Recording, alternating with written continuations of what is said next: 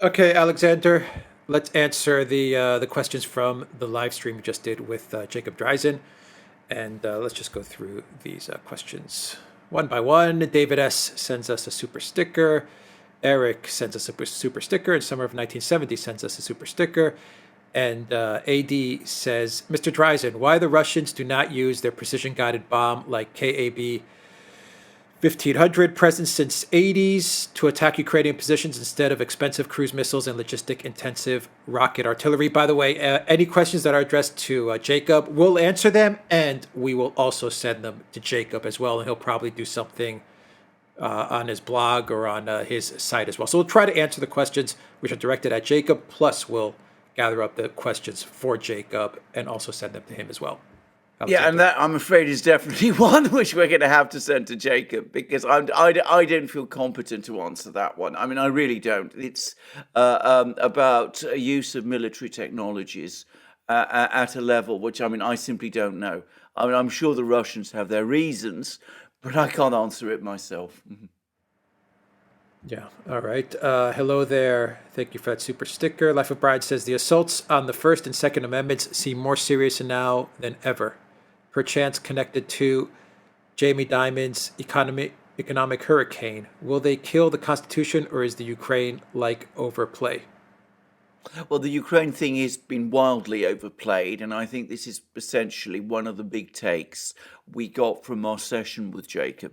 I mean, specifically, the point that he made is that the United States, the administration, doesn't have a clear off ramp. I mean, they're searching around for one, but they don't have one. That's also my sense that at the moment they're hoping that something will turn up, that that there'll be an economic crisis in Russia, that Putin will die of cancer, that Ukraine will pull off some military, miraculous military victory by itself, but they don't really have a solution, because they're not where they expected to be when this all began back in February. So that's the first thing I'd say. So, and what that's doing to them is that with the economic crisis deepening in the United States, with the Democrats coming under growing political pressure, well, obviously, given the type of people we're talking about,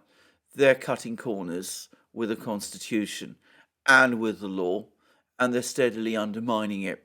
Now, the First Amendment is one I've followed and understand very well, because, of course, it's very relevant, for example, to the Assange case. So I can talk about that, about the restrictions on free speech, and I think we can all see that very visibly. The Second Amendment, as a person who lives in Britain, where, of course, we don't have anything conceivably like it, I'm less confident about talking about. I can see that the Democrats, for a very long time, have had an impulse to basically wither it away. But whether this has gained extra mileage and extra traction because of recent events, I simply don't know. I think it's probably more a topic to discuss with Robert Barnes. All right. From Amrit, West officials talking about Russian semiconductor shortage. Are they projecting about their own shortage, or chips, booze, neocon, or chips because neon gas, supplies to West are disrupted? That's exactly what's happening. Now, I read a long piece about all of this, the tremendous Russian shortages in chips. And I read about this in the Financial Times. And I went to this article expecting to actually find some actual information. And it was all impressionistic comments made by Western people, or most of whom were being quoted anonymously.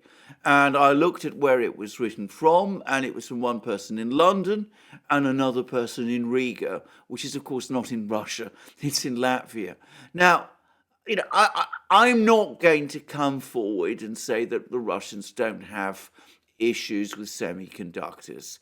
And at the very, very top end, They do have issues, no doubt. I mean, they can't replicate the kind of semiconductors that Taiwan makes. I mean, that's indisputable. But they do make their own semiconductors. And the very fact that they're able to continue to make missiles and all those sort of things, that tells us that whatever shortages they're having in semiconductors are not critical.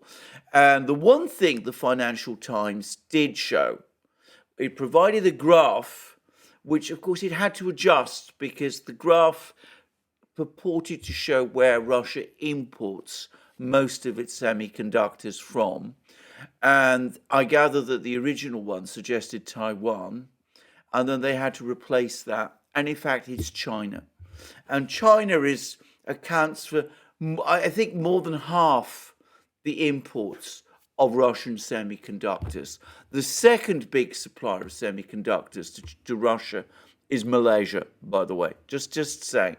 So I think they're all right. I think they're fine. I think they will produce enough semiconductors for themselves to cover their critical areas. And I think that they'll be able to continue to import semiconductors, certainly from China, which is, of course, a friend, and from Malaysia, which has pointedly refused to impose sanctions to cover their needs. And, of course, some of these semiconductors are based on American, designs, and the Americans may want to control their supply.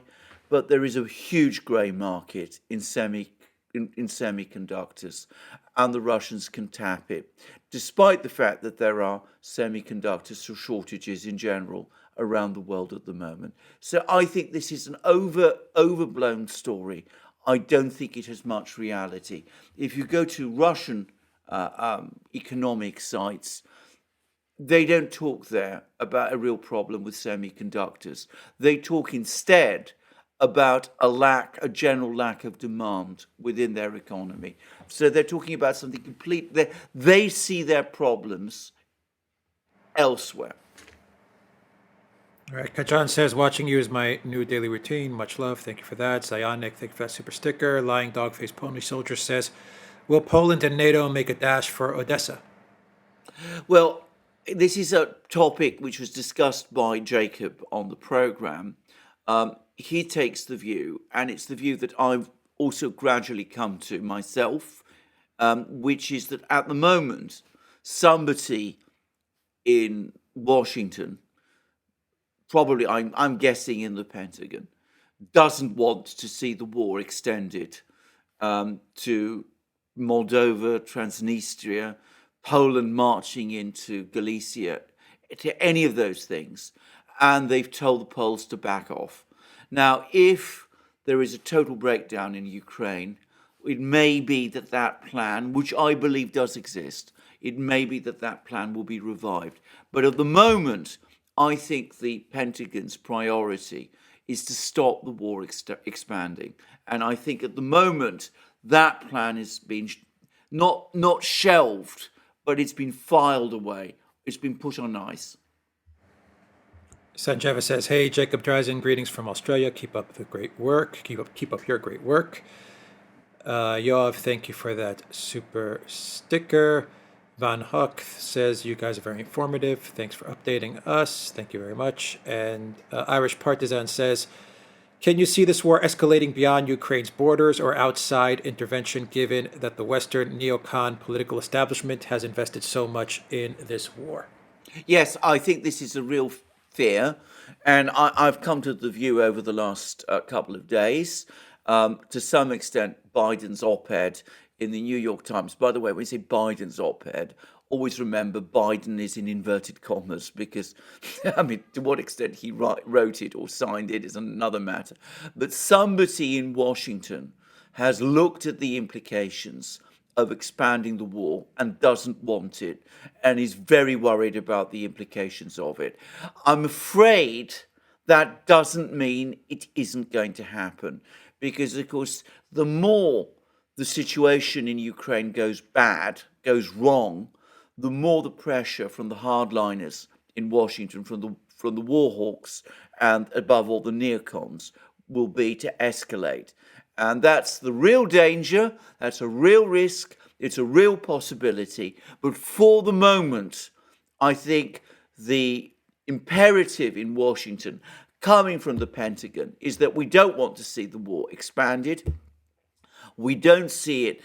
We don't want it to go into Moldova, which could suck Romania in. We don't want Poland going into Galicia, because if it did and the war expanded and these countries, which are NATO allies, became involved, then we might face calls to come to their rescue, which we absolutely do not want to do.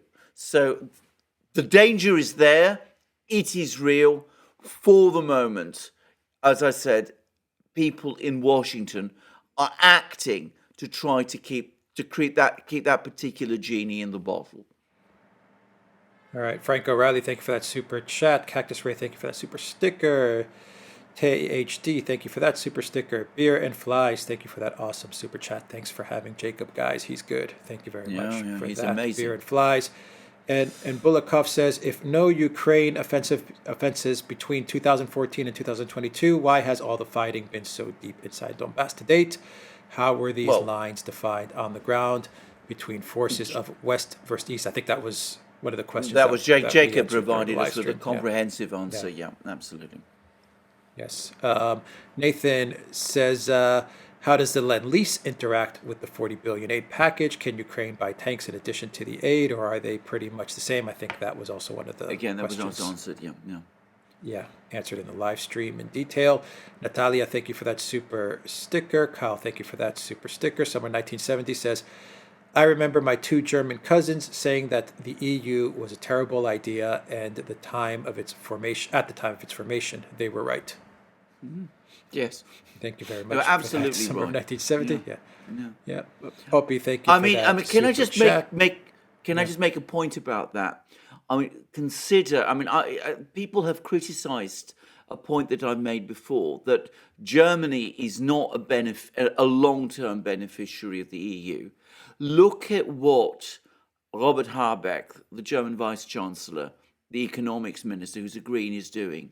He is using the EU machinery to impose his vision of green politics on Germany, because he's getting he's getting Germany to agree to sanctions on Russia to stop imports of coal, oil. Before long, he'll go for gas as well. He knows that if it was put to the German people, they would never agree. But he's getting it done through sanctions. So he's using the machinery, the apparatus of the EU to impose an economic vision on Germany, which only 20% of Germans who vote Green would probably support. Brian says that you guys are very selfish, eating, sleeping, and having any sort of social life. We need more videos and analysis. Keep up the great work and stay tuned. And stay true. Thank you very much for that, Brian. Popey, thank you for that super chat. Sanjeva says, Jacob, NATO is helping Ukraine with intelligence and hardware. What do you think the chances are for Russia to succeed in this situation? What do you think of the competency of the Russian command and control persons? Right. On the last point, as I said, Jacob himself said that he wasn't in a position to respond about the Russian command and control thing. I'm going to make my own assessment. I think that overall, it's probably pretty good, and certainly in terms of the conduct of the war, it's good enough. That's all I think I can say about it. On the other questions, on the other points, I think with the first point, Jacob has answered that many times on his blog, in his own videos, and I don't think it's even a question that's really up for much discussion. NATO provides Ukraine with an enormous amount of intelligence. I mean, Uncle Sam's eyes in the sky are there giving Ukraine a huge amount of intelligence. It's not proving enough. The Russians are still winning. Ukraine can't use all this intelligence because the Russians are able to counter it. Their resources are strong enough, their deception operations are skillful enough that they can keep winning despite all of that. Steve-O says, how many men, soldiers, does Ukraine have throughout the total front line, would you estimate? I will ask Jacob for his views on this. The Russian military at the outset of the war, this is at the said that at the very beginning of the war, Ukraine had 200,000 men under arms. There have been repeated mobilizations, of personnel. I wonder whether Ukraine itself knows exactly how many people altogether are serving in its armed forces. But we'll see what Jacob thinks. I reckon it's something like 300,000. I think that's probably a reasonable ballpark figure. I've seen some estimates put it as high as 600,000, but I think that's too much. AD says, would the pictures of destroyed Western weapons and, to lesser extent, personal volunteers have a psychological effect on American Western military? Never happened before. Oh, no, it has happened before. I mean, Vietnam, they lost vast numbers of material in Vietnam. They've just had it happen again in Afghanistan. So, it's not as if it's never happened before. What is having a psychological effect here in Britain is all these British people, young Britons, some of them not so young, by the way, who went off to Ukraine to fight. Some of them are professional soldiers of fortune, mercenaries. Others are young men who, thought they would join the cause. And they're coming back and they said, this is absolutely shattering. It's just utterly horrifying. A lot of these interviews are now appearing on British television. And they are having an effect. I mean, people are coming away very disturbed by them. Pinyamamba, thank you for that super sticker. Pinyamamba, thank you for another super sticker. Danielle, thank you for that super sticker as well. And Jungle Jin says, can Russian forces permit themselves to stop advancing if Ukraine refuses all negotiations or surrender? If so, when and where? Yeah, again, I think we got.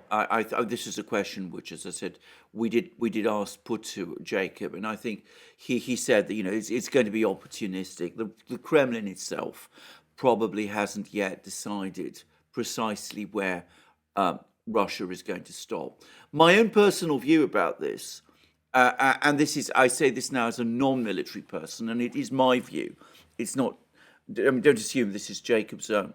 But my own personal view is that the longer the war goes on, the weaker Ukraine's resistance becomes. And at that point, if Ukraine continues to refuse to negotiate, I don't see why Russia shouldn't keep advancing.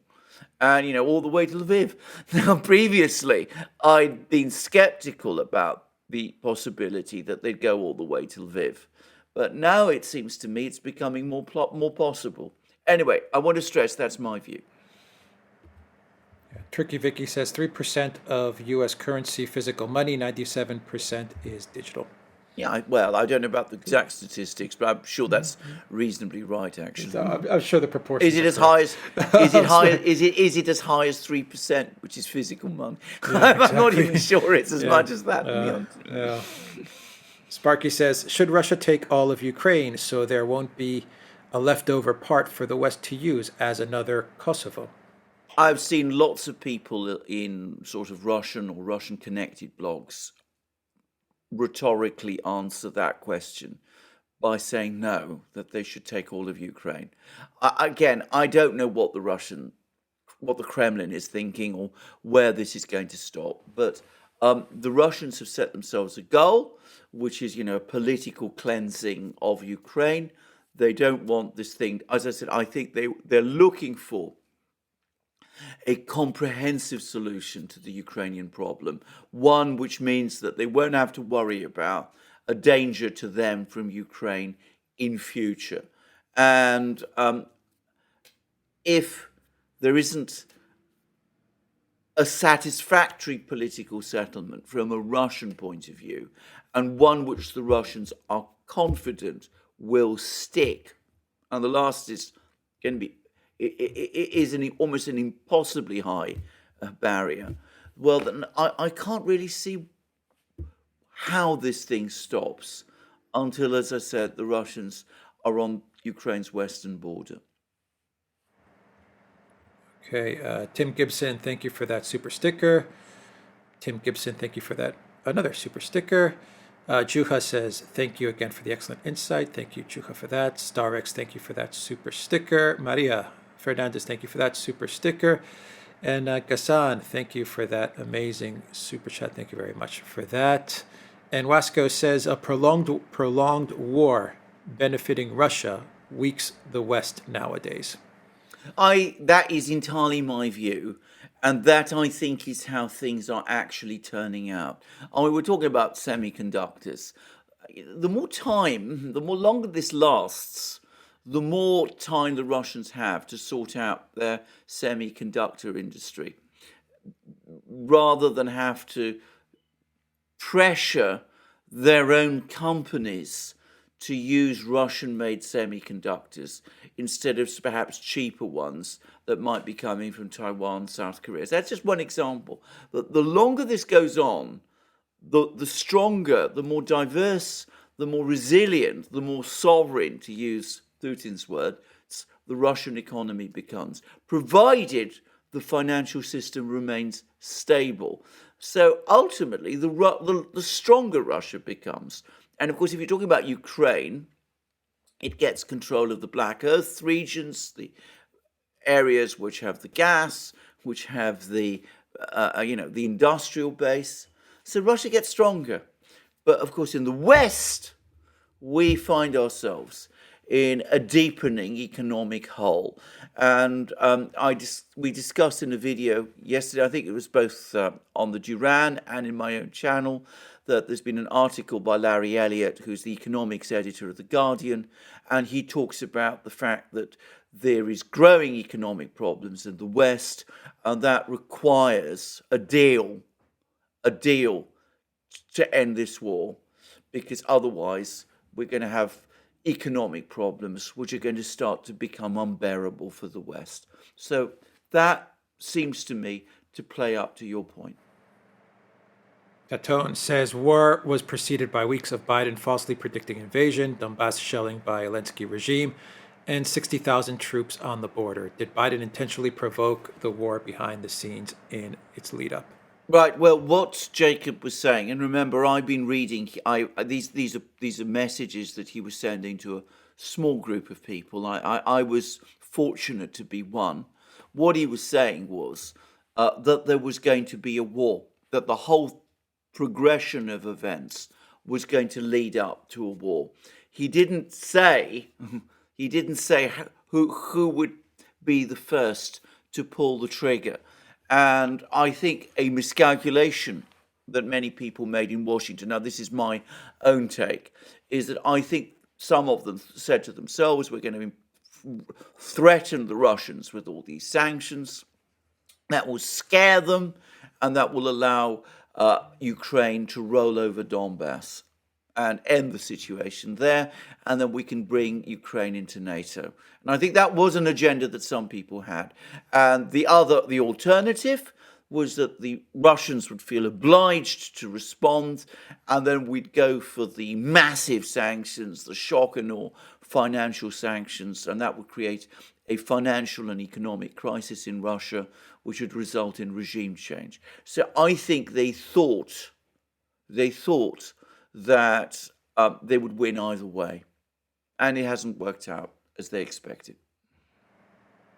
Great US says, glad you guys have factual evidence, info on the Russia, especially military ops in Ukraine. Look forward to tipping cash when accounts get verified on ODYSEE. Thank you very much for that. Great US. And Tim Smith says, question, why don't the Russians open a front in the northwest or around Chernigov? I'm sure there's some good reason, but just curious. Well, I mean, I don't know, and I think, I mean, we can put that question to Jacob. But again, remember, just as we don't have, a private line to the Kremlin or the Russian General Staff, I doubt that. Well, Jacob obviously doesn't either. So, no doubt the Russians have their reasons. I mean, remember what he said during the program that at the start of the war in February and March, the Russians got overextended. They had their troops in Kiev, around Chernigov, Sumy, all sorts of places that would have made them vulnerable to a potential counteroffensive, which never materialized. It may be that the Russians want to focus at the moment on where they're winning. Yeah. Carmen says, WHO treaty just failed. Is this a blow to the WEF crowd? Do Davos wacky plans have legs, or is there mood change already in Western populace? Well, can I say just as well it failed? And my goodness, what a crazy plan it was. I mean, it was hatched, so far as I can see, in Washington, within the Biden administration. But the idea that the WHO, which remember is a international agency, it's not elected or directly accountable to voters in any conceivable way, could impose states of emergency on sovereign states. I mean, it was a lunatic idea, and it really does come out of some sort of globalist asylum. That's all I can say about it. And thank goodness it failed. But it's very, very worrying indeed that an idea like that was ever floated at all. Sparky says, as Russia takes over, Ukraine will thrive instead of just being a corruption laundry and playground for Western carpetbaggers. Yeah, I agree with that, actually. Yeah. My own personal view. My own personal view as well. Thank you for that. Sparky Steve P says, could Ukraine go rogue and do a chem bio false flag? Yes. It's the short answer. Fragile says, didn't Americans use the same exaggerated rape stories during the 90s in Bosnia, Kosovo in order to convince the public that they have to intervene? It is hypocritical to blame Ukrainians who just copied them. Well, indeed, and I can also remember the story about, Gaddafi giving Viagra to his soldiers, and of course that turned out to be completely untrue as well. The problem was with this particular story, the reason it all began to fall apart is that it went on for too long. I mean, remember in Libya, in Bosnia, the wars there were over relatively quickly. So there wasn't the time to get the sort of people asking, well, where's the proof? Where are the witnesses? Where's the victims? In Ukraine, I think it had just reached that point where it just couldn't be sustained any longer, and it collapsed under its own weight. Yeah. Vincent, thank you for that super sticker. Stefan, thank you for that super sticker. Stevo says, I think Russia will go for Odessa before Kharkov, just because Kharkov is so close to Russia. Odessa will be more difficult to take the longer the conflict prolongs. Well, we'll see. I mean, again, I mean, we can pass that question on to Jacob, but I think that these are strategic decisions which will be made by the Russian military. And I don't know that we can anticipate them. Remember, they possess intelligence, information about how strong the Ukrainians are in Kharkov and how strong they are in Odessa, which enable them to make decisions and assess decisions. And we just don't have that information. So it's difficult for us to second guess what they're going to do.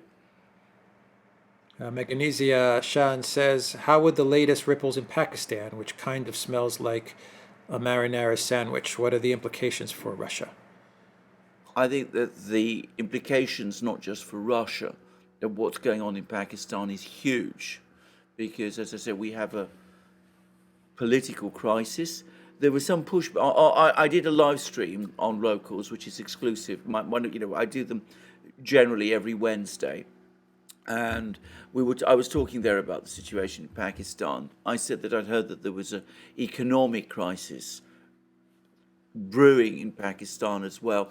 Some of the people on the Locals live stream who are in Pakistan pushed back a little on that. They said that the economic situation wasn't as bad as I was saying. But everybody seems to agree that there is a big political crisis there. The way in which Imran Khan was taken out of office has upset and angered people exceedingly. Now, I don't know how this is going to play out, but if there's a political change of government in Pakistan, one which leads to a government in Pakistan which is more independent of the US, that has massive implications. It has big implications, obviously, for India. It has big implications for China and Russia. And, of course, it's got big implications for Pakistan as well. Pakistan is a big player. It's got nuclear weapons. It's got a population that's bigger than Russia's. It's got lots of economic resources. If it changes course, that changes very much the balance of power in Central Asia as well. So it would be a big win, be a big plus for the Russians, and I think it would be a major problem for the US. All right. Divine Insurgent says, if it's not too personal of a question, has there been a mainstream media organization that has attacked the Duran or any of you? Not really. I mean, I've had some problems with one particular British newspaper, but I'm not going to discuss that because it's the subject now of legal conversations, and my lawyers are in touch with that particular news organization, so I'm not going to say more. But I mean, on balance, actually, they've left us alone. Mm-hmm. Just the general usual Putin. Yeah. Putin stuff that they say. Anyway, we've been criticized. I mean, we've been criticized less than some Putin's others. doom stuff. Yeah. Let's see. At large, 47. Thank you for that super sticker. Paul, thank you for that super chat. George Lenormand says, "Time to take out Kiev?" ? Well, possibly in time. I don't think it's time now. I mean, time now is Donbass. I mean, I think they'll want to clear up Donbass. Jacob thinks they'll go for Kharkiv afterwards if the war continues. I personally think, my own personal guess is Zaporozhye is probably the first point of call. But who knows? I think it's only after they've sorted out this region that, if the war continues, they might look at Kiev again. Paulson 1959 says, support for Wichita Falls. Thank you for that, Paulson. Divine Insurgent says, I've asked this before but forgot what you suggested. Is now a good time to travel to Greece? Where do you recommend again? I've been to Thessaloniki and the north during the fall and winter. I think Greece is a beautiful place to visit. It's a good time. It's a great place. It's a good time to visit Greece. It's hot. Yeah, it's hot. It's hot. So yeah. Islands. That's where you go. The islands are wonderful. Hundreds in the sun. There are hundreds of them. Some of them are beautiful. Sea is amazing. Landscape is extraordinary. Cuisine is wonderful, and the people are lovely. What more can you have? Yeah, I would say if you want to start somewhere, maybe Crete, Santorini. Crete. A lot of people say Crete. Paros, yeah. Yeah, I think Crete would be a good start, but I mean, depends what you want. That's a bigger island, so roads. I mean, yeah.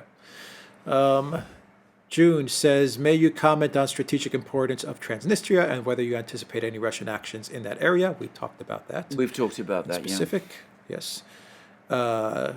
Tree Climber says, great insight. Thank you, Tree Climber. Joseph, thank you for the super sticker. And Legio 8 says, Alex, and Jacob, you guys are awesome. How two Greek guys kept a straight face while mentioning the Strait of Malacca is awesome work. LOL. We won't explain. We won't explain what the joke there. But you have to speak Greek, modern Greek, to know exactly how witty that is. Yeah. Ronald B says, if Ukraine shoots rockets into Russia, will Russia have a calculated response which might not include an immediate retaliation on transit points in NATO countries? Yes. I mean, Medvedev actually gave an interview about this, and he made it very clear that, we was talking about command centers again. I mean, basically he's saying if Zelensky uses these weapon systems in that kind of way, then he's in their sights. Yeah. Danish says, question for Jacob. Jacob speaks Russian and Ukrainian. I'm wondering, does he have a Russian Ukrainian heritage? Inquiring minds want to know. We will pass that question on to him, but I think, uh, well, we'll see. We'll see whether he answers. I mean, it's his. He might want to keep that. Want us all to keep guessing about that. I have my own theories. Let's put it like this, but I've not asked him about them. Jacob, do you think there will be unrest or worse in the U.S. if the economic situation continues to get worse? I'm going to guess that there will be unrest. The question is whether it's linked to the situation in Ukraine. There's already signs of unrest in Europe. I mean, we are in the run up in Britain to a major rail strike. Now, it's been held back because we've got this. We're currently celebrating in Britain the Queen's Jubilee. She's 70 years our Queen. But once those celebrations are out of the way, I think that you will see unrest, certainly in Europe, and before long in the United States too. Yeah. Jacob, at some point, given Ukraine losses, Ukraine runs out of men or gives up. When do you see that happening? Okay, we'll pass that on to him. I mean, certainly they're Pass that suffering to lots Jacob. of losses. Yeah. Yeah. Zelensky said that they have 1 million men, so Oh, well, I know. if you believe him. Let's see. Predator drones. How many? Is it a big problem? Again, I think we'll pass that on to Jacob, but I'm going to say straight away, I don't think it is a huge problem for the Russians. I mean, in the run up to the war, I was reading streams of articles about the Bayraktar drones from Turkey, what a formidable and war-winning weapon that would be. And it's turned out otherwise. And I accept that these American drones are more sophisticated and more advanced and more potent in every respect. But they're still drones.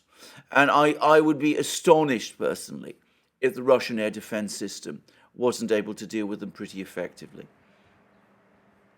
All right. Jacob, do you also believe that part of the problem with U.S. decision makers is that every department and agency wants to protect its turf and have a piece of the action for funding concerns? Now that it is falling apart, everyone wants to start pointing fingers and get as far away from it as possible. Right. Well, again, we'll see we'll pass that on to Jacob. But the short answer from me to all of those points is yes. I think you're right.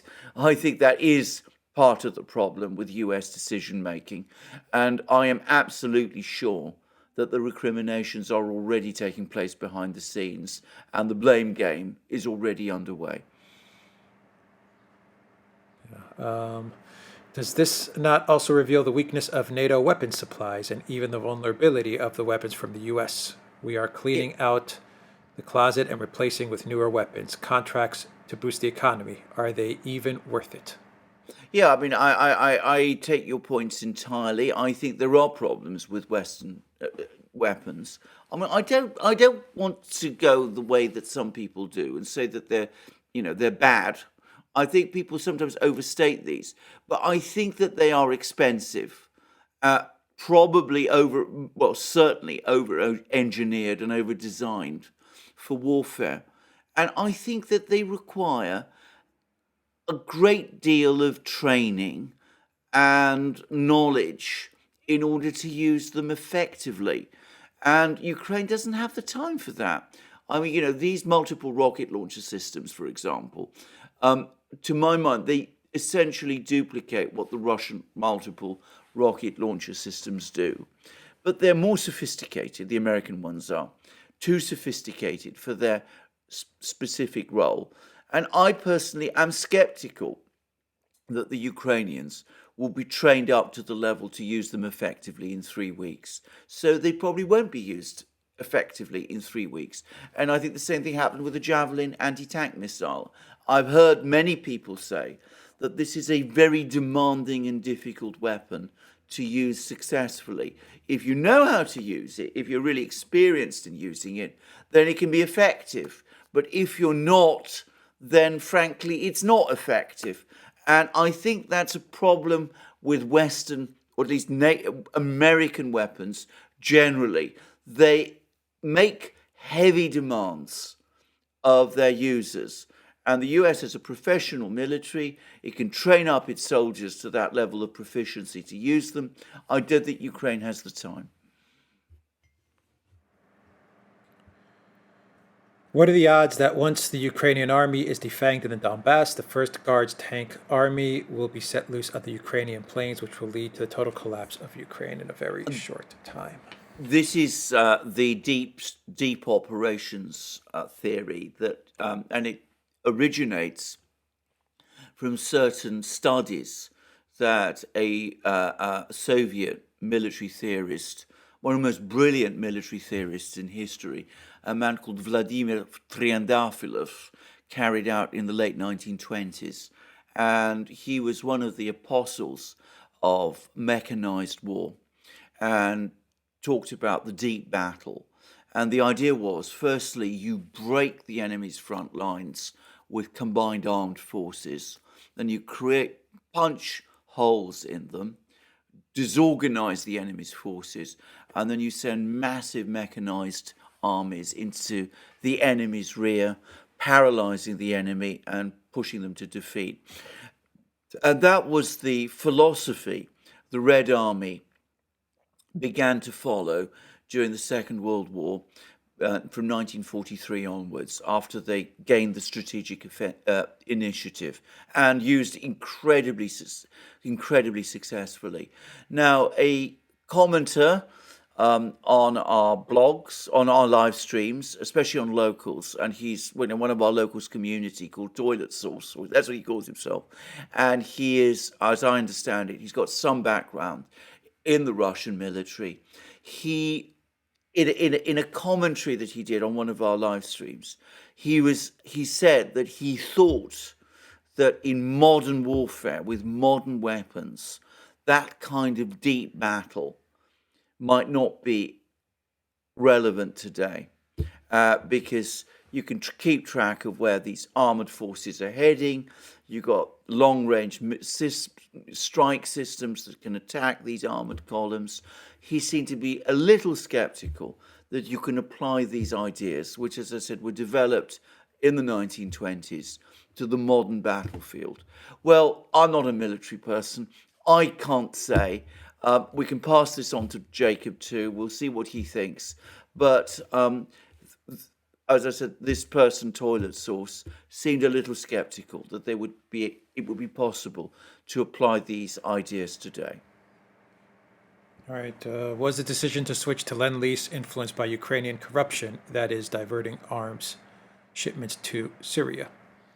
I personally think that the reason that they've switched to Lend-Lease is because they are shocked at the speed with which Ukraine is going through the equipment that they're supplying. So the idea of Lend-Lease, as it was conceived in the 1940s during the Second World War, is that a country that has been granted Lend-Lease, Britain, the Soviet Union during the Second World War, will be able to go directly to American arms manufacturers, place orders for weapons. The money will initially be paid for by Uncle Sam. The US will pay, and eventually, once the war is won, the countries that were in receipt of Lend-Lease aid would eventually pay back Uncle Sam the money that was spent in placing all these orders for all these weapons. So I think that the fact that the US has gone for Lend-Lease is a sign that the Pentagon is worried that the pace at which Ukraine is going through weapons is so great that it runs the risk of depleting the Pentagon's own reserve stocks. So I think that's personally my own take on this. Would Hungary benefit from being landlocked with Russia, and will Russia take the part of Ukraine bordering Hungary? Will that have an effect on Serbia? Well, that's a very good. These are all very, very good questions. Personally, I think that Hungary ultimately would be very well served leaving the EU, in which it looks increasingly uncomfortable, realigning with the Eurasian Union, and forging a new identity that way. And of course, if the Russians battle all the way to Western Ukraine, the kind of outcome that you've described is perfectly possible.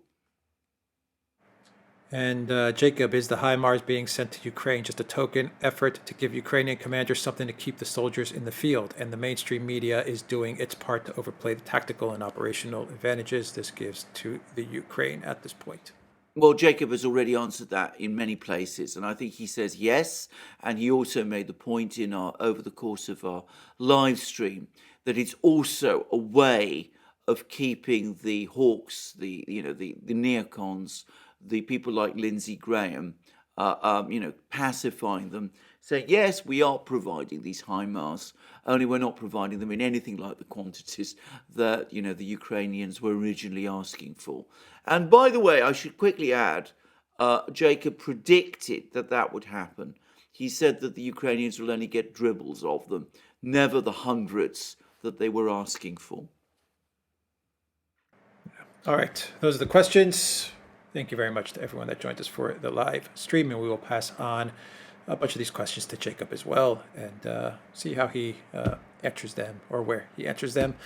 And we'll leave it there. The Duran shop, everybody 10% off. Use the code. Good day. Take care.